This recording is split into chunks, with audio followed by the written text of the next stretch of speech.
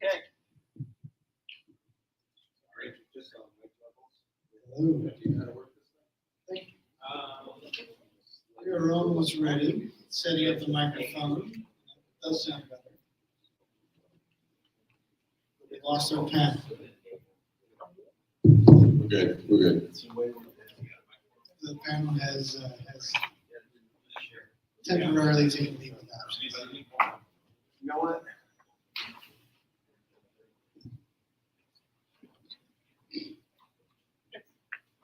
Perfect. Share. You guys ready? We are ready. Yours is much louder than mine. It is. You want to turn yours up? Yeah. Or switch? We're Anthony, hang gonna on one scream second. Let's into it. turn you up. There you go. Nobody talk about Anthony. Yell over us. I can do that. You gotta talk. You give it a test, Anthony.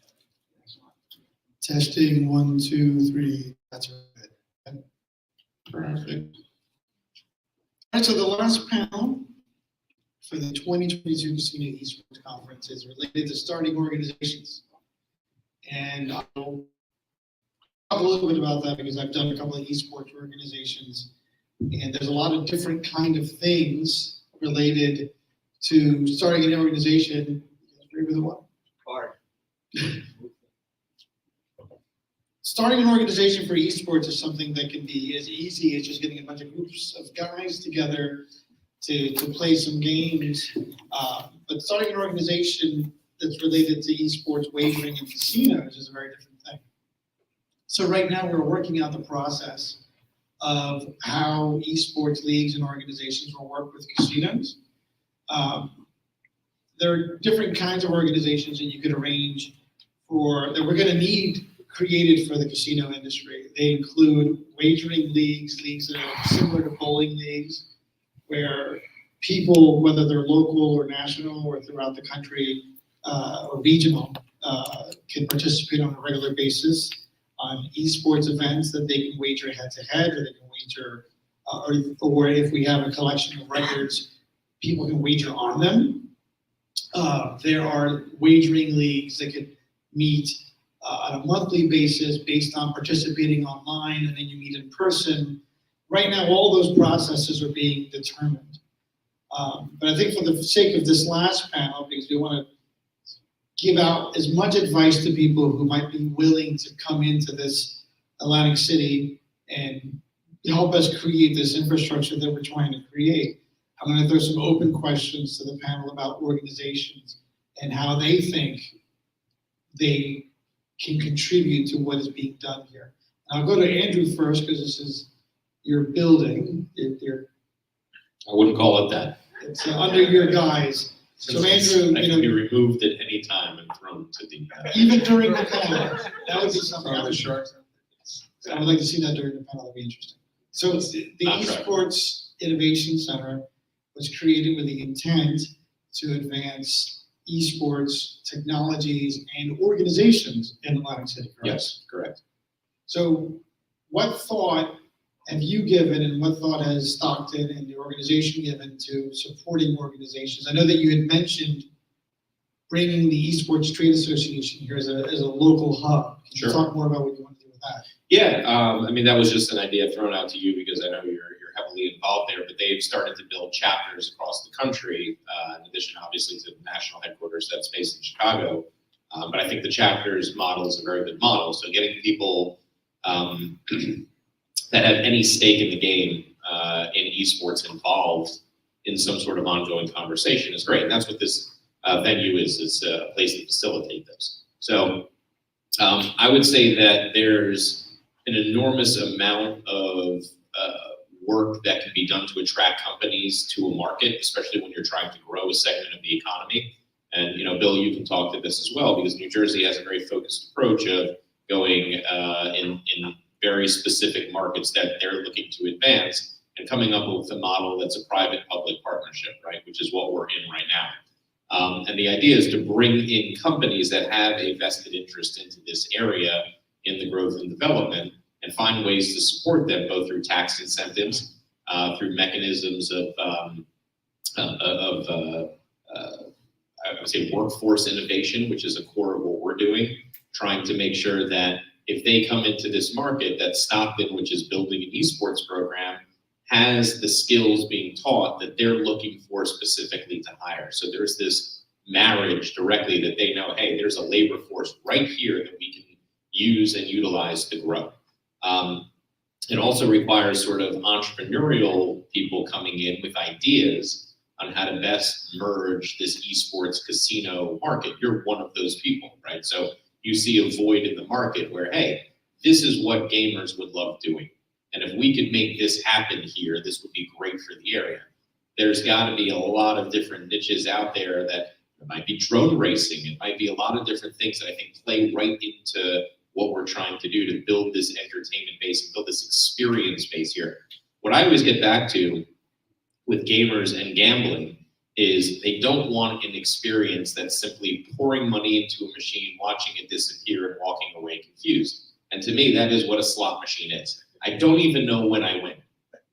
I've watched people play and I'm like, is that good? I don't know, there's 12 things going on here and I have no idea if that's good. And I've been in relationships where people just play based on a TV show that they used to watch. So that's the one they gravitate to. The gamer wants to be involved.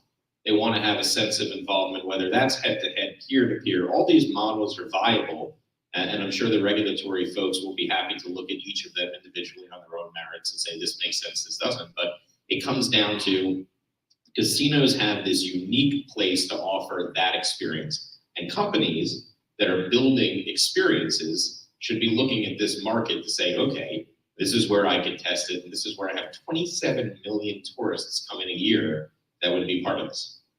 Do you foresee the Innovation Center having relationships with the casinos or even presentation days to make it easier for companies that are creating esports?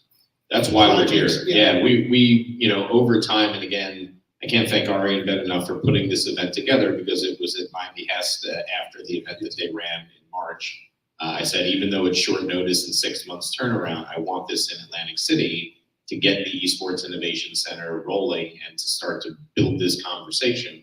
But what the center will be is an ongoing conversation between the stakeholders of esports in the state of New Jersey. That includes the casinos, that includes the folks at the EDA, it includes Stockton University, it includes every university that has an esports program, every K through 12 group that's going to have a program. So the short answer is yes. But we absolutely need to have the casinos be involved in this process so they can learn what technologies are out there, use this as a safe space to test those things out and not be just saying, okay, I'm going to give you a blanket agreement to put something in that I don't know how it's going to perform in there.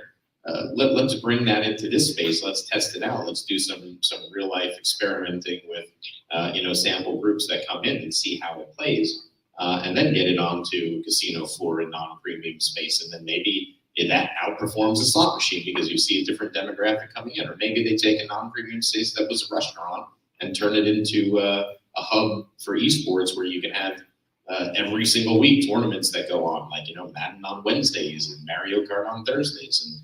And I think if you build that into the casino fabric, it's going to change what people perceive, and then you can then start to focus on the big events and the big picture plan, which again is a whole other layer of organization you could bring in here to support if you were doing truly, premier events like League of Legends semifinals type stuff. Yeah, I was just going to say, in support of that, our goal is, in fact, when I started at the NJEDA 4 years ago, the first task I was given was to cultivate the esports industry for the state of New Jersey, and that came straight from the governor's office. And so what we've endeavored to do is to demonstrate to the esports industry that we as a state actually get esports, and we're trying to cultivate New Jersey as the hub for it in the country, just like we did with sports betting. And that is a combination, doing that is a combination of having a very collaborative commercial regulatory environment, which has been very embracing to the sports betting community as well as to the esports community, and letting these companies know that we are a very viable collaborative place to come and help grow your business, setting up the center, focusing on workforce development, creating a talent pipeline for the industry. It's just a matter of time before the esports ecosystem recognizes that and begins to sort of see New Jersey as a place to come and set up their business, and the casinos will follow suit in that. And you know, it just as a matter of economic circumstance, just a matter of time. I think it's the size of the economy, but it's also our job to educate, right? And I think that's what you're talking about. It's our job here to educate the casino community through these types of conferences, panels, et cetera, but also to get even more into the weeds and more focused and more, you know, not just sort of rah-rah conversation about how great esports is, but let's really sit down with the executives of casinos and talk logistics. How do things work? How do they run? What's the bottom line? What are you looking for in terms of ROI? And I think those conversations can happen, maybe not in as public a forum, but this is certainly an institution that hopes to facilitate those conversations. Well, I see it as a middle ground between the casinos and the esports industry to sort of find common ground. Right? Correct. But with Bill, with the EDA, New Jersey Economic Development Authority, potentially, if you find companies that qualify, you could potentially find partners who might be able to fund the project. Absolutely, yeah. I mean, we have incentive programs across the board, from startups to big mature companies, depending upon how significant an investment you want to make in New Jersey. The reality is, and I'll use the sports betting industry as an example, New Jersey was legalized for sports betting, I guess, 2018. And we now have over 25 new sports betting platforms in the state of New Jersey, and they've hired over 2,500 people during that time frame. That's just the last 2-3 years. That's a huge amount of new jobs. These are all high-paying jobs as well. We have not had to provide one incentive to get them to come here. They came here because we created a very welcoming environment for them through our regulatory team and through our strategic support as a state from the governor's office to say, hey, we want you here. We'll be your strategic partner. We'll help you with workforce, all the things that make a company say, hey, that state gets it. And that's where we want to be. And I would dare say that there are many other states across the United States right now that don't get esports. So I think we want to be the front runner. Bill, are you at liberty to talk about the tech company that just added the new facility that I visited recently? I don't want to say anything if it's not like public. The main gear? Yes. Yeah, yeah. Okay, great. I just want to make sure. But that's a great example. Like we went and took a tour of Main Gear, which makes actual physical hardware. It does laptops and desktops specifically tailored to the esports community in the state of New Jersey, with a massively expanded facility. They also are very esports focused in terms of culture. They make chairs, peripherals, etc. So that's an example of, I saw in there one of the most diverse workforces I've ever seen, and it was young and it was vibrant and they had a great, just atmosphere. And these were people that loved their work that I could clearly see were gamers that also had jobs in the physical assembly and creation and shipping in every single department. And they literally had monitors all throughout the facility where Twitch was on and people were watching stuff actively. So that kind of thing is really special to see happen in the state. And I think you're going to get more of that with these types of incentives that groups like the EDA are putting out there to more groups. And I also see the idea of having the DGE so close by, literally a boardwalk away, to be able to take a look at these concepts from development and kind of sometimes guide or steer them based on what the law allows.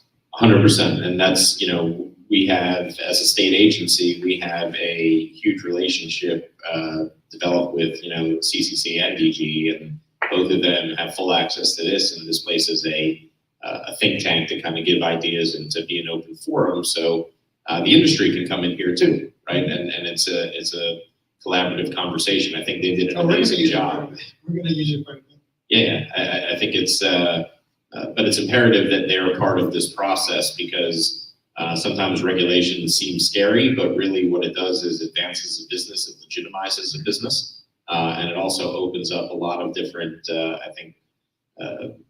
avenues of marketing that you weren't necessarily going to get just based on going through that process and being first to market in a state like this with this much attention, doing things in esports. Does anyone want to touch on the idea of the benefit of wagering leagues in the city? The idea that recurring So when we started our development of our project, one of the things a government official had told me was, New Jersey is competing with other states for tourism, right? Casinos are now all over the Northeast and pretty much everywhere. So whatever can bring people into the brick and mortar casinos is something that we're going to look favorable on. One of those ideas is being able to have esports tournaments. We talked about Evo yesterday, right? 10,000 people show up for 9 days, for a very long period of time. Do you see that as something Atlantic City? I was pointing to John. Do you see the benefits, and do you think it's practical to put that in motion? Absolutely. Sports tourism is economic development. Yesterday, we talked a lot about parallels between Atlantic City and Las Vegas, which has become a sports powerhouse with the NHL, the NFL, soon Formula One racing. Vegas very likely to be next in line for an NBA and Major League Baseball franchise. Atlantic City is positioned to have a similar location branding ability. And it is early in the curve to become a mecca for esports tournaments. Other examples, Indianapolis, which has successfully leveraged the NCAA tournaments each year. Charlotte, okay, the ACC just relocated their courts in Charlotte. That's another example of a city that's incorporated sports tourism into their economic development platform. And another advantage of Atlantic City here is this idea of social impact, right? The Atlantic City is the most diverse and one of the most economically distressed cities in America. So a lot of the tech companies want to invest in markets like Atlantic City as part of their ESG and social impact initiatives, particularly major trophy employers in this megaplex region, Comcast, soon JetBlue. Okay, it looks like that Spirit merger is going to go through finally. Exelon, okay, God willing, Netflix. I mean, how great would that be to get Netflix as a regional partner? So these are all narratives that I would look forward to seeing Andrew put to work, along with the Economic Development Authority. Okay, so let's talk about Evo for a second, all right? We've watched it pretty much as people who game a little bit or a lot. We know what it is, right? We know where it is. We know when it is. For the people Does in the anybody in room, this it's a room fighting know what game. Evo is? It's a fighting, take a bunch of Okay, other than the one person who games. Take a bunch of fighting games where people actually fight against each other and have a whole festival around that. That's what it Okay, is. all right, so here's the thing. Evo is run by the gaming community. If you ask anyone in Las Vegas what Evo is, working in any hotel on pretty much every level, in the C level, they've never even heard of it. At MGM Properties alone, they don't utilize these 10 to 15 to 20,000 people that show up for Evo. They don't even know what's going on. In their own hotel, they don't give them any kind of incentives. They don't market in any way. It just happens to be there. My brother and I visited the Allied Esport Arena, which is HyperX Arena, whatever. We're working on something with them. We went in, we talked to them, and we asked them, we said, during Evo, did you guys host any of the tournaments? The guy was like, yeah, we were scheduled to do it, but and it was next door at Mandalay Bay. He said, yeah, we were scheduled to do it, but such and such big company came in and bought out our whole place. And so we had to turn their tournaments away. So the kind of thing that you guys are talking about that's happening right now is music to my ears, because I've been here for years, and we're finally seeing on the where's the money to be made? The question that I was asked for years and years and years from the casinos. Well, it starts on the government level with tourism, all these other things. They're going to benefit from those, not exclusively from gamble, the actual money that people are tossing away or winning or whatever else. That's really that's just the God's honest truth. But Evo, I'm glad you brought it up, because there's a situation where they definitely could have incorporated, but both the gaming world and the casino world, other than our event, has not been put together. So therefore, they don't know how to capitalize on that. But here, with us, with this, with the opportunities, even in the Bahamas or any of the other locations, as long as they start employing this, it's going to move 100%. And to what John did, it's like, most definitely. Because Ari and I have run events here in this city, and we've always been happy with them, even though they were bootstrapped. But I can tell you that when we did get the properties to participate, even in the smallest way, it was a major win. So. I mean, the thing I was gonna ask John was the difference between Atlantic City and Vegas is that so most of the Evo crowd tends to come from the Northeast and you travel to Las Vegas.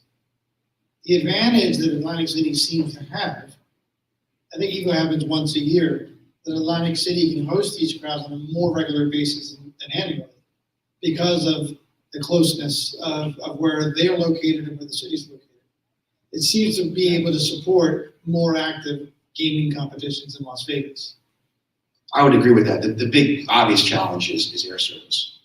And hopefully the Spirit merger will create an opening wedge to increase air service. I like with the new collaborations with Philadelphia Airport, the shuttle service here out of Atlantic City. I that's great. It allows me to That's fly true. out of here without having to go on two different planes. Was that, yeah. Just a big picture thought though. I mean, how you measure the success of hosting a tournament, it really puts an exclamation point on the need for state support, to be patient and realize this is such a new industry. And you can't judge. I always laugh every time a city puts a bid together for a tournament, a Super Bowl, an NFL draft, or an Olympic bid. All the naysayers and economists come out of the woodwork with a study that's based upon a very narrow criteria, like hotel rooms, different types of per diem calculations. The location branding impact of hosting a major event for Atlantic City will be off the charts valuable. It exposes a global audience, a young global audience, to Atlantic City for the first time. Yep. Influential people associated with the actual event or sponsorship relationships in town, developing a feel for Atlantic City. And even if that doesn't result in them relocating their company, they go back to their city around the nation and say positive things about Atlantic City. I mean, that's the big picture winning formula that exists in markets like Las Vegas, Right, and related to sports. we were talking about like how Las Vegas has seen this model of a local municipality that's really working together to build a bigger voice, to attract more people to it. And they are very effective when they decide to do that. But they're not grabbing onto this as fast as the opportunity is here in New Jersey. While they're busy spinning and putting in the Formula 500, the race cars, and they're bringing the stadiums and all that, they're like kind of losing sight to this. So there is an opportunity now to jump ahead and grab that. And I don't know if any of you saw, like I did a lot of people asked a lot of marketing before this event, but one of the memes that I created was this guy standing there in front of the sign that says, "Welcome to New Jersey." I don't know if any of you got to see it, but and then there's a gamer standing there, and he's like, shh, he's going like this, and what I flash up on the screen underneath it, it says the Garden State, and I cross it out, and I say the Esports State. Okay, so if that is the consensus of wherever it is, if you throw your hat into that ring, and that's the first announcement to the gaming community, to the general gaming community, that you're serious, but it's the follow through. Because you can also, the sort of the thing that can really get you is with this community, it happens in others, but they don't like excuses. You have to follow through. That's like I was talking about earlier in having the kind of history of paying out for tournaments. All these things matter. So it's one thing to say, yeah, the government's decided that this is a good way, a good course of action, a good way to draw people in, but it's a completely different thing to actually do it. And that once you've done that, that's all you really need to do for the gaming community. They will respect that. There's two things we have to solve, right? So ironically, the harder part when you're getting customers is already kind of built in. The customers want what esports leagues and esports wagering, they want this to happen. The government is supporting it, right? These are the two hardest things. The regulators are allowing it to be regulated. What we're having issues with, and what we have to come and solve over the next 6 months, and sooner for me, is bringing the game publishers in. Because it's a catch-22. Every game publisher that we've spoken to wants this to happen. They don't want to be the first one. They don't want to be the first one because they don't want someone under the age of 18 spending money where the game is fixed and something is bad press for that game company, you know?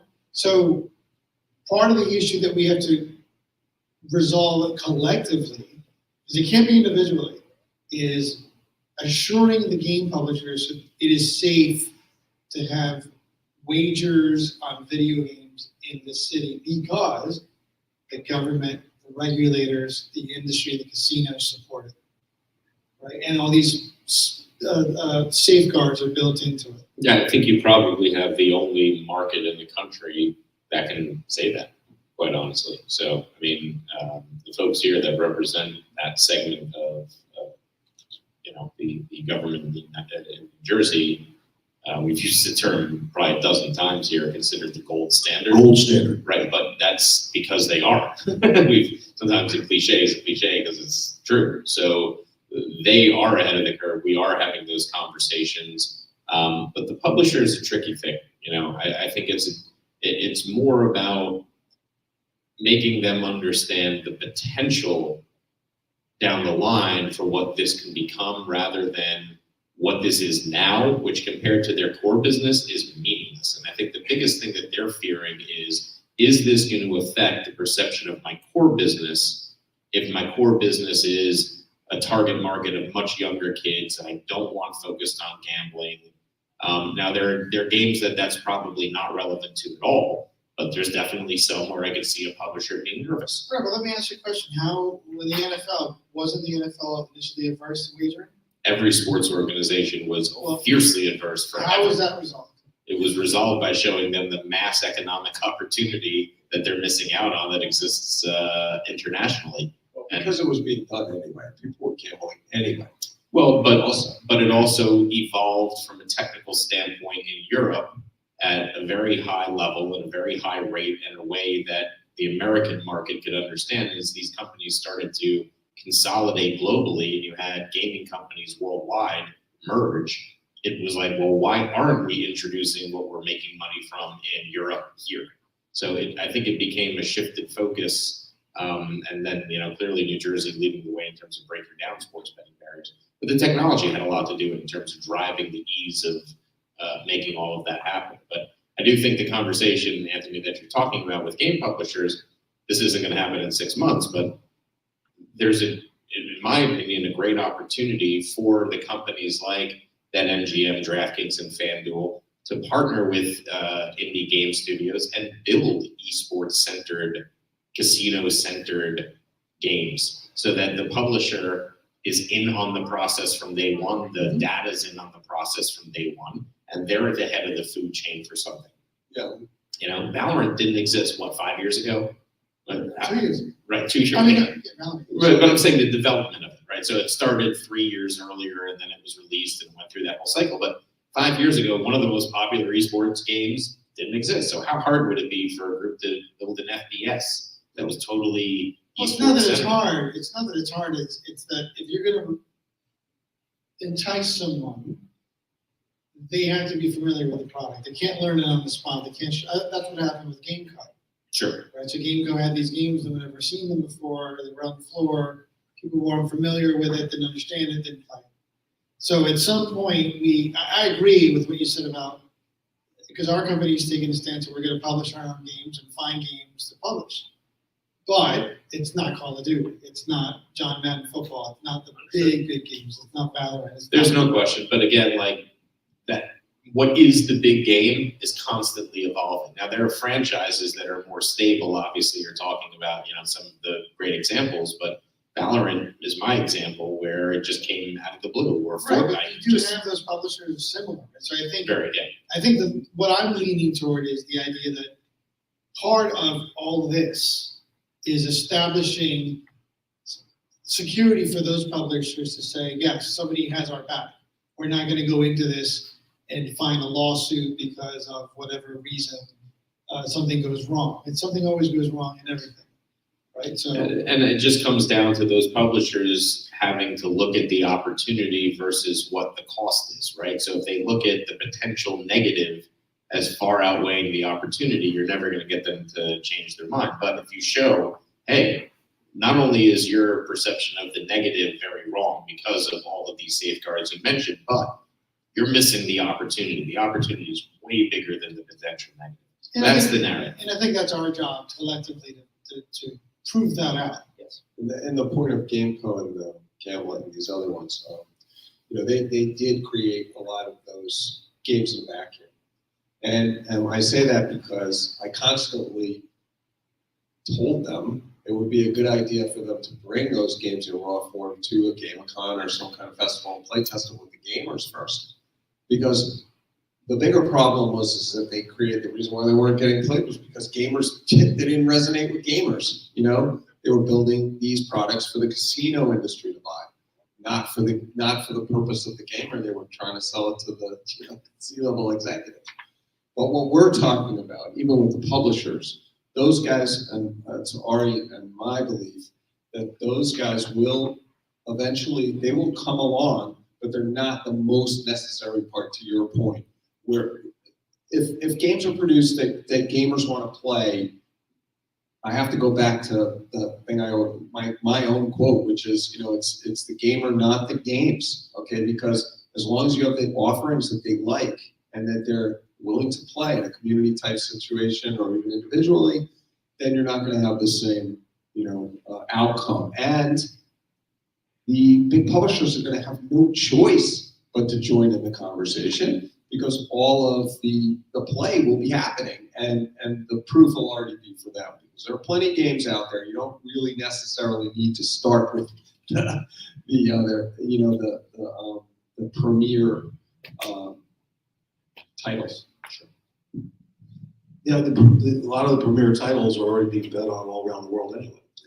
So I think the recipe for success for New Jersey is for the DGE, the EDA, the casino, and the publisher to get around the table and figure it out. Right. And when We you were get- having these discussions before COVID. Yes, Started exactly, to- yeah, no, absolutely. Well, listen, before COVID, we met with the Casino Association of New Jersey, explained to them the opportunity we saw around esports, and their feedback was, we get it, we know we need to change and we need your help. And then COVID hit. And So- the Entertainment Software Association, them too. Yeah, exactly. We've had very positive conversations with that entity, and I think that they're exactly who we want to reach out to have a direct conversation with the software industry to say, this is what we believe the opportunity is, and what kind of incentives do we need to give you to come down here and start building game studios in the same manner these movie studios have been flocking to New Jersey through the same incentive Yeah. programs. It's not a new conversation. I mean, I had just moved to Palm Springs and there was a local municipality and they realized that, they wanted to draw more jobs to Coachella Valley where I live. And they're not that far from LA. So they're like 2.5 hours. And it is sort of the more affordable place in California where people can set up studios. And they were behind the idea, but they didn't back it up. So my brother and I were like, okay, you're not going to back it up. And here's the call from New Jersey. So the point is that yes, I mean, all that stuff will come. There are a lot of other places that want to do it as well. And you guys have right now the opportunity to move it quicker. And anybody else in this room too, who even from another location or municipality, now is the time to start, plowing the fields and getting this stuff to work very quickly. So, John, you've seen economic development zones throughout different cities that you've visited and have a lot of knowledge about. What can we do here in Atlantic City? Who needs to do what? How do we help move this part of the discussion forward from your perspective? It's really about leadership, okay? And the sustained support from the state is critical. It's great to see that that's the relationship that exists with the Economic Development Authority. I think the real trump card, okay, and what distinguishes esports from an economic development perspective is that it's all about infrastructure. It's about talent infrastructure. It's about STEM skill sets. It's about diversity, the disabled elements of the labor market that are drawn to esports, okay, versus traditional types of sports. And it's about real estate infrastructure. I mean, the same high-speed broadband that Continent 8 is doing that will help Atlantic City attract other industries that rely on high-speed secure internet, like healthcare, fintech, multimedia. It also helps minority and small businesses, okay? So that's a unique benefit, economic development thing that distinguishes esports versus other types of industries. It's really an industry of the future. It's going to take patience. It's going to take really a sustained commitment from the state to measure success in the smartest long-term way.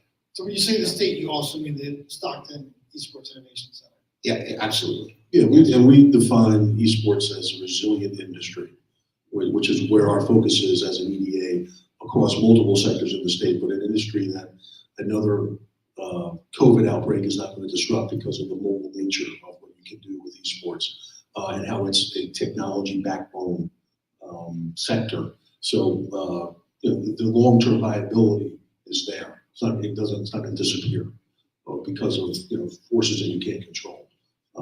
And so again, it's going to take time, but I think we're making progress with this center. And I think the industry will look at this and say, these guys in New Jersey are really proactively understanding our industry, and it's the place to come and grow your business. Yesterday we were talking about the idea of creating some sort of organization, because that's the topic right now, that would facilitate discussions in the state in an organized manner, because this is a great first step. This conversation with the publishers has to happen. But if I have that conversation, and I have had that conversation, I may be successful, but is that going to help somebody else? I know of another company, one of our competitors has had very difficult discussions, and they're much larger than us. And I suggested to them that we put a whole bunch of our companies kind of together to make a open pitch to the gaming publishers to say, look, all of us collectively are following these standards, and this is what you can expect from this industry, right? Because I think right now you're seeing company A, company B, company C, and that really that would scare me if I was a publisher. Yeah, I was a publisher when I was at Disney. I don't want to see individual efforts. I want to see something that I can rely on. And I think the Esports Innovation Center here could take the lead with the EDA to say, look, we're going to set those standards, and we're going to tell you that we're behind the safety and security of the players. And then I think the gaming industry, the publishers, will take a step forward. Right now we're looking for a step forward to have the first live wagering event in Atlantic City. Some of the people here, some guys know what we're trying to do, but our challenge is actually procuring a game, which you would think is the easiest thing to do, but it's actually the hardest thing to do. So we have everything ready: financing, casino, location, entertainment. We just don't have the game yet, and we're going to go out there and try to pitch different studios over the next couple of weeks to bring that pitch in. But once we do that, I realize that'll make it easier for the next group. So that's sort of my journey and my difficulty. So I'm giving you the direct sort of my experience to say this is what I could use from the Stockton Innovation Center. And I know Bill and I have been in discussions with a lot of third parties. The Entertainment Software Association was one of them.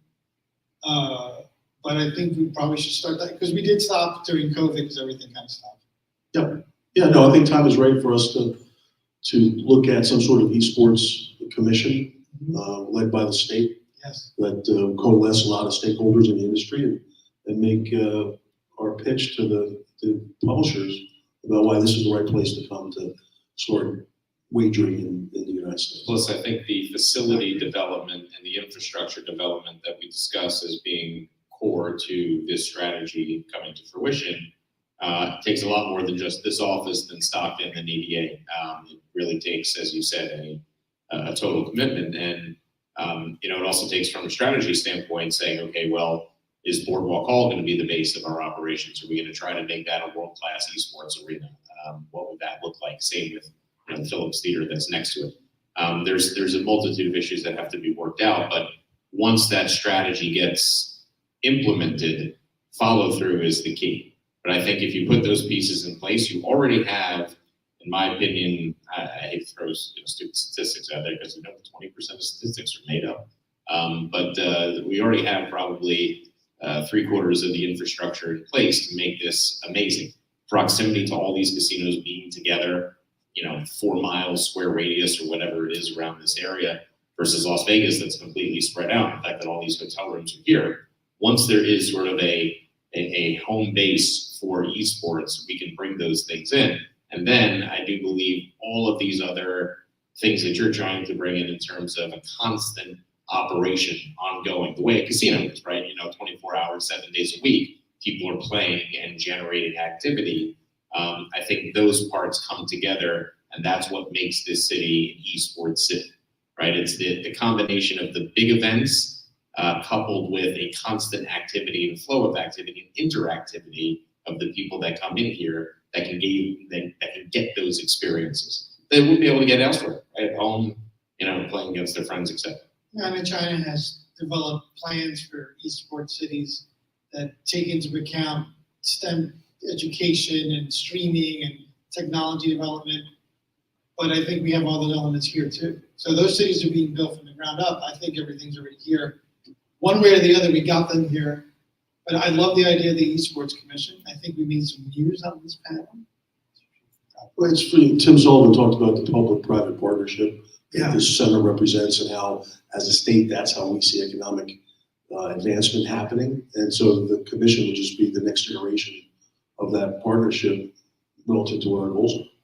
And I think it makes perfect sense. I'm going to go back to John.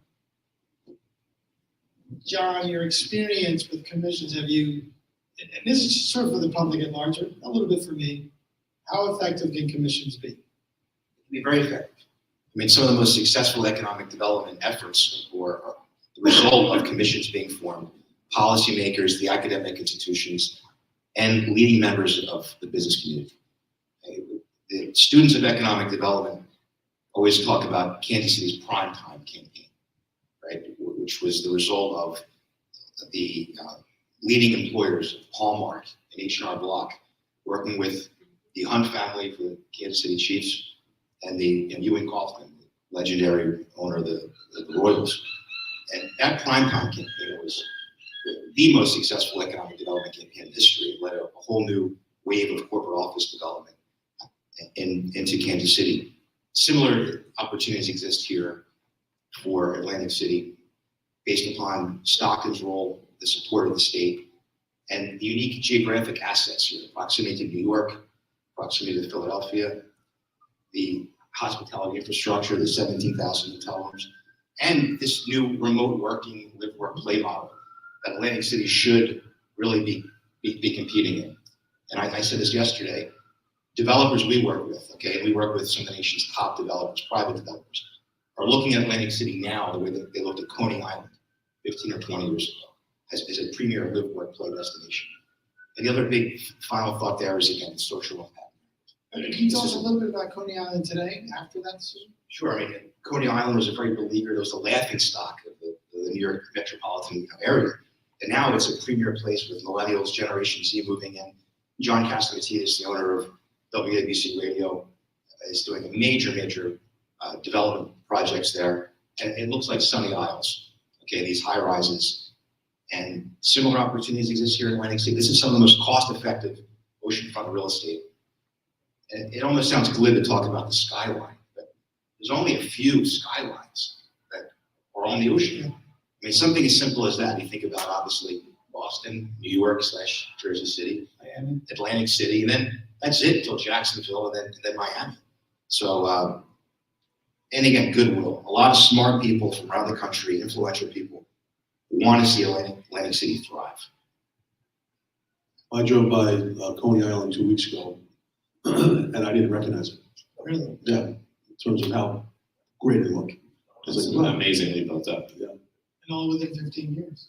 Yeah, and there's other examples. Asbury Park is another example of a place that went through major renovation. So the opportunity certainly exists here, and all of those peripherals are there. And really, once you bring in high-tech, high-paying jobs into the area, the citizens demand everything They want the amenities. They want it to be nice. They want their, sports facilities and all of those things. And that's what you saw in Las Vegas. The first time I visited Vegas in the early 90s, the population was 850,000. And the Strip was there, but there was basically nothing else anywhere near there. Now, I mean, you mentioned the sports development there. They also have, AAA baseball. They also have USL Championship Soccer. MLS is knocking on the door there. Like that is a full-on sports culture. And they attract a multitude of different NBA Summer League comes to Nevada. So these are all things that, in my opinion, Atlantic City needs to learn the lessons of, because we have no sports culture here, zero. Everything we've ever had here basically fails. I own the minor league sports team, Atlantic City FC. We're the only team in Atlantic City representing the city in single A soccer. Play 4 months a year. So there's amazing opportunity to build a sports culture with a city that's got a worldwide brand. Nobody recognizes how many firsts happened in Atlantic City. Like, we're a mile from Bader Field. I bet nobody in this room knows that's where the word airport was coined. Press of Atlantic City, 1918, Robert Woodhouse coined the term airport, describing Bader Field right over there. Atlantic City. They don't call it Bader Airport. They don't. Yeah, it's weird. But Atlantic City Country Club, which is a couple of miles away from here in Northfield, down the road from where you live, is the birthplace of the birdie, where the term birdie was coined in golf. The first boardwalk is in eyesight of everybody here. This city is filled with firsts. We have 5 examples of Monopoly games that are esports focused. Monopoly Roblox, Monopoly, this. The game Monopoly was based on the city of Atlantic City. So this place has tremendous history. It has a history of constantly reinventing itself. And it has every opportunity to use this technology as a way to really catapult a diversification to the casino side of things, and really a way to make those two come together, in my opinion, in a fascinating way. I couldn't think of a better way to drop. We're at the end and we're 2 minutes over. My organization is going to lean very heavily on all of the people here, John, to give you a call. So this is a great conversation. I'm very excited about the future. Thank you for putting on the esports, the casino esports conference. I think this is something that's going to lead to a lot of future development, and I'm very happy to have been part of it. I want to thank everybody here. Thank the panelists. Thank you for coming up.